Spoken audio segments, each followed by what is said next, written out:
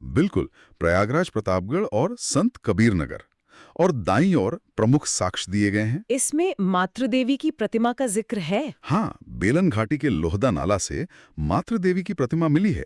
सराय नाहर राय से युद्ध या हत्या के पहले साक्ष्य मिले हैं। और दमदमा से एक ही कब्र में 3 मानव कंकाल। जी, और सबसे महत्वपूर्ण, लहुरा देव से प्राचीनतम कृषि मतलब चावल के साक्ष्य। चावल के साक्ष्य को लेकर परीक्षा दृष्टि बॉक्स में क्या बताया गया है? देखिए, इसमें चावल विवाद के बारे में बताया गया है।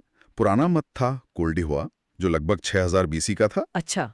लेकिन लहुरा देव की खोज नवीनतम है, जो 8000 से 9000 बीसी पुरानी है, और अब इसी को सही उत्तर माना जाता है। ये पॉइंट तो परीक्षा के लिए महत्वपूर्ण लग रहा है। बिल्कुल, ये डायरेक्ट फैक्चुअल पॉइंट है जो एग्जाम क्वेश्चंस में पूछा जा सकता है। तो संक्षेप में इस स्लाइड से हमें प्रागैतिहासिक स्थलों और वहां से मिले साक्ष्यों की जानकारी मिलती है। सही। अब नेक्स्ट स्लाइड पर चलते हैं। ठीक है, अब अगली स्लाइड देखते हैं। इस स्लाइड में उत्तर प्रदेश में सिंधु घाटी सभ्यता के विस्तार को दिखाया गया है। एक तरफ नक्शा है जिसमें पश्चिमी यूपी हाईलाइट किया गया है। हाँ, और दूसरी तरफ प्रमुख स्थल और खोजों की सूची है। सिंधु घाटी सभ्यता खंड में बताया गया है कि ये एक कांस्य युगीन यानी ब्रॉन्ज एज की सभ्यता थी। और इसका विस्तार पश्चिमी उत्तर प्रदेश में था। जी, और यहाँ हिंडन नदी का उल्लेख है, जो यमुना की सहायक नदी है। अच्छा, और प्रमुख स्थलों में आलमगीरपुर, हुलास, सनौली और मांडी हैं। हाँ, आलमगीरपुर जो मेरठ में है, वो हड़प्पा सभ्यता का सबसे पूर्वी स्थल था। हुलास सहारनपुर में है। सनौली से तो रथ और तलवारें मिली हैं। ये काफी चर्चित रहा था। बिल्कुल, सनौली बागपत में है, और यहाँ से शाही शव, रथ और तलवारें मिली हैं। और मांडी मुजफ्फरनगर से सोने का भंडार मिला है। परीक्षा दृष्टि बॉक्स में डायहेट नाच का क्या मतलब है? इसमें सीधे मिलान करने वाले प्रश्न दिए गए हैं, जैसे आलमगीरपुर का संबंध मेरठ और हिंडन नदी से है, और सनौली का संबंध बागपत और रथ से है। ये पॉइंट भी एग्जाम के लिए इंपॉर्टेंट लग रहा है। बिल्कुल, ये डायरेक्ट फैक्चुअल पॉइंट है जो एग्जाम क्वेश्चंस में पूछा जा सकता है। मतलब इस स्लाइड का सार ये है कि आलमगीरपुर सभ्यता का पूर्वी छोर था और सनौली से योद्धा वर्ग के होने का पता चलता है। एकदम सही। अब नेक्स्ट स्लाइड पर चलते हैं। चलिए अब अगली स्लाइड देखते हैं। यह स्लाइड उत्तर प्रदेश के वैदिक और महाकाव्य काल के बारे में है। इसे वैदिक भूगोल और महाकाव्य काल 2 हिस्सों में बांटा गया है। जी, वैदिक भूगोल में बताया गया है कि इस क्षेत्र का प्राचीन नाम ब्रह्मर्षि देश या मध्य देश था, और इसका विस्तार गंगा यमुना का मैदान था। और प्रमुख वंश इक्ष्वाकु और कुरु वंश थे। हाँ, फिर महाकाव्य काल में इन्हीं 2 वंशों का जिक्र है। इक्ष्वाकु वंश, जिसकी राजधानी अयोध्या थी, जिससे राजा राम संबंधित थे, और दूसरा कुरु वंश, जिसकी राजधानी हस्तिनापुर थी और जिसका संबंध महाभारत युद्ध से है। यहाँ कुछ प्रमुख ऋषि आश्रम भी बताए गए हैं, जैसे वाल्मीकि आश्रम बिठूर में और भारद्वाज आश्रम प्रयागराज में। जी, और अत्रि मुनि का आश्रम चित्रकूट में। परीक्षा दृष्टि में कुछ प्राचीन नामों का मिलान भी है। हाँ, इसमें बताया गया है कि अयोध्या को साकेत, वाराणसी को काशी और मथुरा को शूरसेन नगरी कहा जाता था। ये पॉइंट भी परीक्षा के लिए महत्वपूर्ण लग रहा है। बिल्कुल, ये डायरेक्ट फैक्चुअल पॉइंट है जो एग्जाम क्वेश्चंस में पूछा जा सकता है। तो संक्षेप में वैदिक काल में यूपी को मध्य देश कहते थे और रामायण महाभारत के प्रमुख स्थल यहीं थे। सही कहा। अब नेक्स्ट स्लाइड पर चलते हैं। ठीक है, अब अगली स्लाइड देखते हैं। ये स्लाइड महाजनपद काल के बारे में है। इसमें महाजनपद विवरण और यूपी के 8 महाजनपद की सूची है। अच्छा, तो कुल 16 महाजनपदों में से 8 उत्तर प्रदेश में थे। जी, बिल्कुल। और इसकी जानकारी के स्रोत हैं बौद्ध ग्रंथ अंगुत्तर निकाय और जैन ग्रंथ भगवती सूत्र। दाईं ओर यूपी के उन 8 महाजनपदों और उनकी राजधानियों की सूची है। हाँ, जैसे कुरु की इंद्रप्रस्थ, पांचाल की अहिछत्र, शूरसेन की मथुरा और वत्स की कौशाम्बी। और कौशल की श्रावस्ती, मल्ल की कुशीनगर, काशी की वाराणसी और चेदी की शुक्तिमती। परीक्षा दृष्टि बॉक्स में मल्ल और पांचाल के बारे में क्या खास बताया गया है? इसमें बताया गया है कि मल्ल एक गणतंत्र यानी रिपब्लिक था। अच्छा, राजतंत्र नहीं था? नहीं। और पांचाल की 2 राजधानियां थीं, अहिछत्र और कांपिल्य। ये पॉइंट एग्जाम के लिए इंपॉर्टेंट लग रहा है। बिल्कुल, ये डायरेक्ट फैक्चुअल पॉइंट है जो एग्जाम क्वेश्चंस में पूछा जा सकता है। तो इस स्लाइड का सार है कि 16 में से 8 महाजनपद उत्तर प्रदेश में थे, जिनमें मल्ल एक गणतंत्र था। एकदम सही। अब नेक्स्ट स्लाइड पे चलते हैं। चलिए अब अगली स्लाइड देखते हैं। ये स्लाइड उत्तर प्रदेश में बौद्ध धर्म के महत्व को दिखाती है। बौद्ध धर्म का पालना और बुद्ध जीवन व स्थल, ये दो खंड हैं। जी, उत्तर प्रदेश का उपनाम ही क्रेडल ऑफ बुद्धिज्म है, क्योंकि बुद्ध के जीवन की ज्यादातर प्रमुख घटनाएं यही हुई। जैसे कपिलवस्तु में उनका बचपन बीता। हाँ, जो आज सिद्धार्थनगर जिले में है। सारनाथ में उन्होंने अपना पहला उपदेश दिया, जिसे धर्मचक्र प्रवर्तन कहते हैं। और श्रावस्ती में उन्होंने सबसे ज्यादा उपदेश दिए। बिल्कुल, सर्वाधिक उपदेश और सर्वाधिक वर्षावास दोनों श्रावस्ती में, और कुशीनगर में उन चक्र प्रवर्तन कहते हैं। और श्रावस्ती में उन्होंने सबसे ज्यादा उपदेश दिए। बिल्कुल, सर्वाधिक उपदेश और सर्वाधिक वर्षावास दोनों श्रावस्ती में, और कुशीनगर में उनका महापरिनिर्वाण हुआ। परीक्षा दृष्टि बॉक्स में कंफ्यूजिंग पॉइंट्स क्या हैं? इसमें कंफ्यूजन पैदा करने वाले पॉइंट्स को साफ किया गया है। जैसे प्रथम उपदेश सारनाथ में दिया गया, लेकिन सर्वाधिक उपदेश श्रावस्ती में। अच्छा, ये अंतर याद रखना जरूरी है। जी, और एक और पॉइंट है कि घोषिताराम विहार कौशाम्बी में है। ये पॉइंट भी परीक्षा के लिए महत्वपूर्ण लग रहा है। बिल्कुल, ये डायरेक्ट फैक्चुअल पॉइंट है जो एग्जाम क्वेश्चंस में पूछा जा सकता है। तो सार ये है कि सारनाथ में पहला उपदेश, श्रावस्ती में सबसे ज्यादा और कुशीनगर में निर्वाण। बहुत बढ़िया। अब नेक्स्ट स्लाइड पर चलते हैं। ठीक है, अब अगली स्लाइड देखते हैं। कैसे होगी जड़ वृद्धि और कैसे होगा 2 गुना पैदावार कपास। अब नेक्स्ट स्लाइड पर चलते हैं। ठीक है, अब अगली स्लाइड देखते हैं। इस स्लाइड में उत्तर प्रदेश में मौर्य और गुप्त साम्राज्य के प्रभाव का वर्णन है। 2 भाग हैं, मौर्य एवं गुप्त साम्राज्य और प्रमुख ऐतिहासिक साक्ष्य। जी, मौर्य काल में अशोक के शिलालेख और स्तंभ का उल्लेख है, और गुप्त काल को भारतीय कला का स्वर्ण युग कहा गया है। और कला शैलियां थीं मथुरा और सारनाथ शैली। हाँ, अब प्रमुख ऐतिहासिक साक्ष्य में देखें तो अशोक स्तंभ सारनाथ, प्रयागराज और मेरठ से मिले हैं। प्रयाग प्रशस्ति का भी जिक्र है। जी, इसकी रचना समुद्रगुप्त के कवि हरिशेण ने की थी। फिर भीतरी स्तंभ लेख है गाजीपुर में, जो स्कंदगुप्त की हूण विजय से संबंधित है। और दशावतार मंदिर देवगढ़। हाँ, जो ललितपुर में है।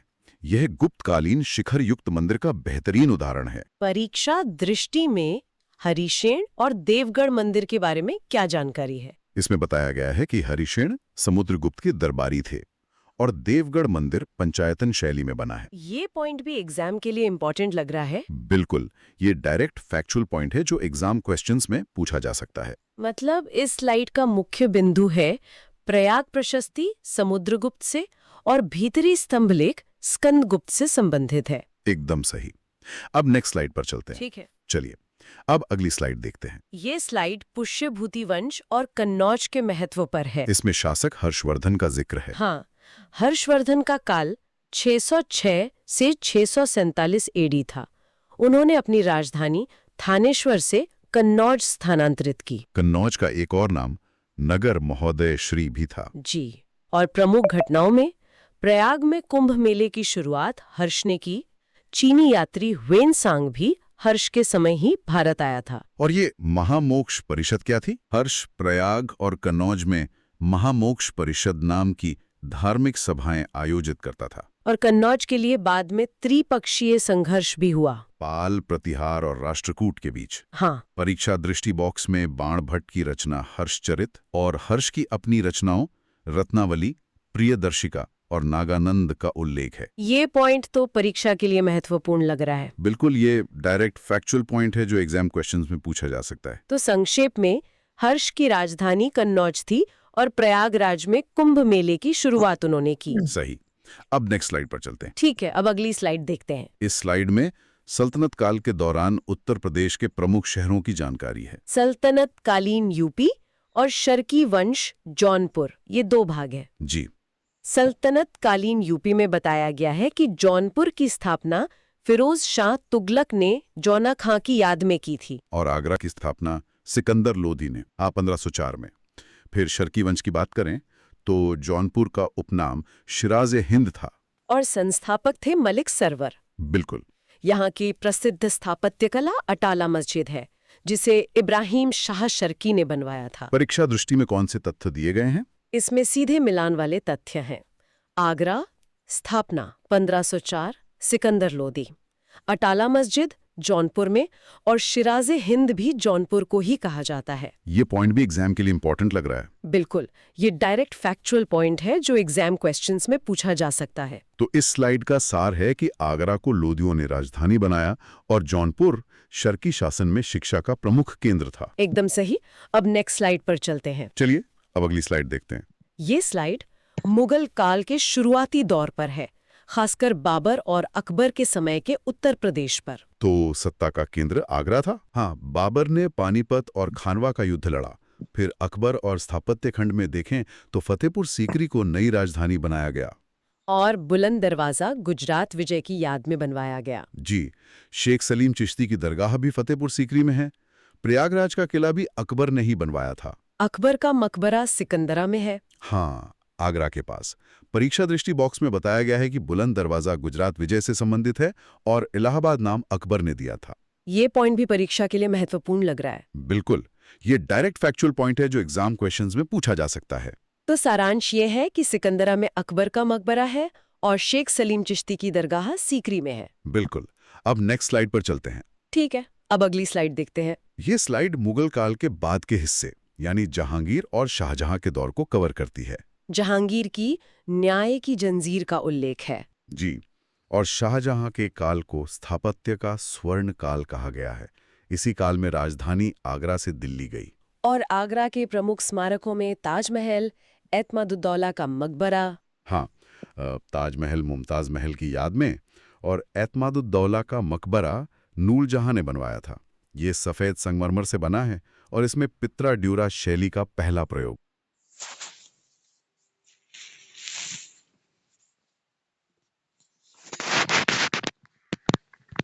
है जैसा परीक्षा दृष्टि में बताया गया है। इसमें बताया है कि पित्रा ड्यूरा का अर्थ है पत्थर पर जवाहरात जड़ना। ये लठ हमारी जड़ना और खुसरो बाग का भी उल्लेख है जो प्रयागराज में है और जहांगीर काल से संबंधित है। ये पॉइंट भी एग्जाम के लिए इंपॉर्टेंट लग रहा है। बिल्कुल, ये डायरेक्ट फैक्चुअल पॉइंट है जो एग्जाम क्वेश्चंस में पूछा जा सकता है। तो इस स्लाइड का सार है कि एतमादुद्दौला का मकबरा पित्रा ड्यूरा शैली का उदाहरण है। सही।